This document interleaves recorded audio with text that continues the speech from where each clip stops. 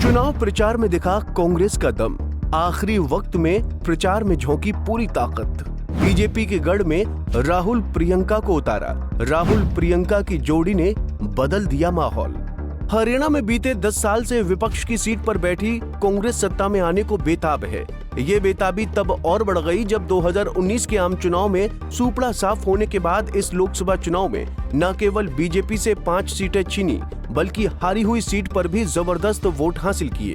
साफ है, कांग्रेस को चंडीगढ़ की सत्ता नजर आने लगी।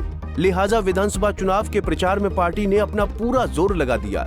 हालांकि चुनाव तारीखों की घोषणा के बाद पार्टी ने न केवल प्रचार में बल्कि टिकटों के ऐलान में भी बीजेपी से पिछड़ती नजर आई। लेकिन जैसे जैसे मतदान की तारीख नजदीक आती गई, कांग्रेस का प्रचार जोर पकड़ता गया और फिर आखिर में जिस तरह राहुल गांधी और प्रियंका गांधी की जोड़ी ने हरियाणा में आकर अपना खूंटा गाड़ा, फिर तो पासा ही पलटता नजर आया। प्रचार के आखिरी दिनों में दोनों हरियाणा में ही रहे।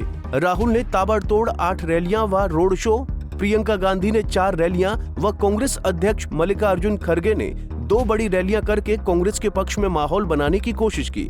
वहीं पूर्व मुख्यमंत्री भूपेंद्र सिंह हुड्डा और उनके सांसद पुत्र दीपेंद्र हुड्डा ने पूरे हरियाणा को नाप दिया। भूपेंद्र हुड्डा ने जहां रोड शो के साथ 75 रैलियां की, तो वहीं दीपेंद्र ने 80 विधानसभा क्षेत्रों में जनसभा और रैलियां की। यूं भी चुनाव में प्रचार के लिए कांग्रेस प्रत्याशियों के बीच इन्हीं 2 नेताओं का सबसे अधिक डिमांड भी रहा। कांग्रेस की चाल में ऐसे फंसी भाजपा।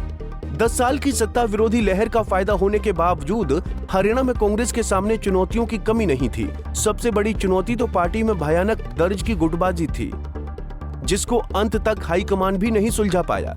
ये जग जाहिर है कि हरियाणा कांग्रेस में पूर्व मुख्यमंत्री भूपेंद्र सिंह हुड्डा और पूर्व केंद्रीय मंत्री कुमारी सैलजा एक दूसरे को फूटी आंख नहीं सुहाते। दोनों सार्वजनिक मंचों से मुख्यमंत्री पद पर अपनी दावेदारी ठोकने से परहेज नहीं करते थे और दोनों के समर्थक नेता एक दूसरे के खिलाफ बयानबाजी करने से भी नहीं हिचकते थे। इसी क्रम में हुड्डा कैंप के उत्साही नेताओं की ओर से सैलजा पर जातिगत टिप्पणी की गई, जिससे नाराज होकर सैलजा चुनाव प्रचार छोड़ कोप भवन में जा बैठी। बीजेपी ने फौरन इस मामले को लपकते हुए इसे दलितों के अपमान का मुद्दा बना कांग्रेस को घेरना शुरू किया। यहां तक कि पूर्व मुख्यमंत्री मनोहर लाल खट्टर ने सैलजा को भाजपा में शामिल होने तक का ऑफर दे दिया। इन सब चीजों को लेकर एक समय कांग्रेस बैकफुट पर जाने लगी थी, लेकिन तभी हरियाणा के चुनावी रण में प्रियंका गांधी और राहुल गांधी की एंट्री होती है।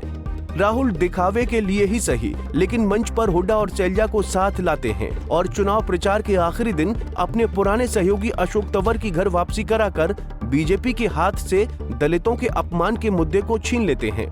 इतना ही नहीं, एक खास रणनीति के तहत कांग्रेस ने आखिरी समय में बीजेपी का गढ़ माने जाने वाले जीटी रोड बेल्ट में राहुल प्रियंका की रैली के साथ साथ रोड शो कराकर यहां का माहौल बदल दिया। इसके बाद राहुल और प्रियंका ने उन क्षेत्रों में भी कार्यक्रम किए जहां पार्टियों को बागियों से नुकसान होने की आशंका है। साफ है, कांग्रेस ने प्रचार की अपनी ऊर्जा को आखिरी समय के लिए बचा रखा, ताकि 5 अक्टूबर को मतदाता उनकी ताजा स्मृति को लेकर मतदान केंद्रों तक पहुँचे। इसके अलावा कांग्रेस ने टिकटों के वितरण में भी काफी चतुराई दिखाई। लोकसभा की तरह विधानसभा चुनाव में भी बिल्कुल आखिरी वक्त में आकर टिकटों का ऐलान किया, जिससे बागियों और असंतुष्टों के लिए ज्यादा मौका नहीं रह गया। यही वजह है कि आज भी चुनाव मैदान में कांग्रेस के मुकाबले भाजपा के बागी सर्वाधिक नजर आ रहे हैं। कांग्रेस की चुनौती जीटी बेल्ट और अहिरवाल। हरियाणा में कांग्रेस लंबे वक्त तक सत्ता में रही है। उसे प्रचंड जीत के साथ साथ अपमानजनक हार का भी सामना करना पड़ा है। 2014 का साल भी हरियाणा कांग्रेस के उन बुरे तारीखों में शुमार है जब वो विधानसभा चुनाव परिणाम आने के बाद पहले नंबर से तीसरे नंबर की पार्टी बन गई। 2005 से सत्ता में काबिज कांग्रेस को तब महज 15 सीटें आई थीं। हालांकि 2019 में पार्टी की स्थिति में सुधार हुआ और वो 31 सीटें हासिल कर इनेलो को पछाड़ फिर से दूसरी बड़ी पार्टी बनने में कामयाब रही। कांग्रेस के सामने चुनौती जीटी रोड बेल्ट और दक्षिण हरियाणा में अपने प्रदर्शनों को सुधारना है, जहां 27 सीटें आती हैं। कांग्रेस 2014 में महज यहां 1 सीट जीत पाई थी, जबकि 2019 में उसने थोड़ा बढ़िया प्रदर्शन करते हुए 9 सीटें हासिल की। इसी प्रकार अहिरवाल बेल्ट वाले दक्षिण हरियाणा में जहां कुल 23 सीटें हैं, वहां कांग्रेस को 2014 में 4 और 2019 में 6 सीटें मिल पाईं। इसके अलावा 15 सीटों वाले पश्चिम हरियाणा में भी कांग्रेस को संघर्ष करना पड़ा है। 2014 में तो कांग्रेस यहां खाता भी नहीं खोल सकी थी। 2019 में वो 3 सीटें हासिल करने में कामयाब रही। हालांकि उसके लिए राहत की बात यह है कि बीजेपी भी यहाँ बहुत कमजोर है और यहाँ असली खिलाड़ी इनेलो, जिसकी स्थिति इन दिनों डवाडोल हो रखी है। ऐसे में माना जा रहा है कि कांग्रेस यहाँ अच्छा प्रदर्शन कर सकती है। कांग्रेस का सबसे मजबूत गढ़ जाटलैंड कहा जाने वाला देश वाली बेल्ट माना जाता है, जहां 25 विधानसभा सीटें आती हैं। 2014 में जब पूरे हरियाणा में कांग्रेस का सुपड़ा साफ हो गया था, तभी पार्टी ने यहां 11 सीटें जीतकर सबको पछाड़ा था। 2019 में पार्टी ने यहां एक सीट और बढ़ाते हुए 12 सीट हासिल की।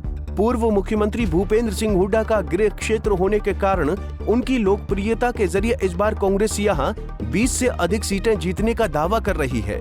यहां आपको बता दें कि 2014 के चुनाव में कांग्रेस को कुल 15 सीटें आई थीं, जिसमें अकेले 11 सीटें देश वाली बेल्ट से मिली थीं।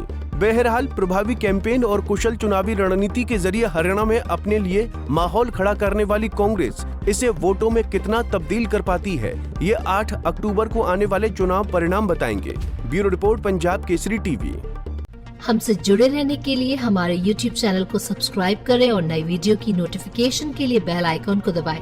अगर आप ये वीडियो Facebook पर देख रहे हैं तो लाइक जरूर करें और ज्यादा से ज्यादा शेयर करें। धन्यवाद।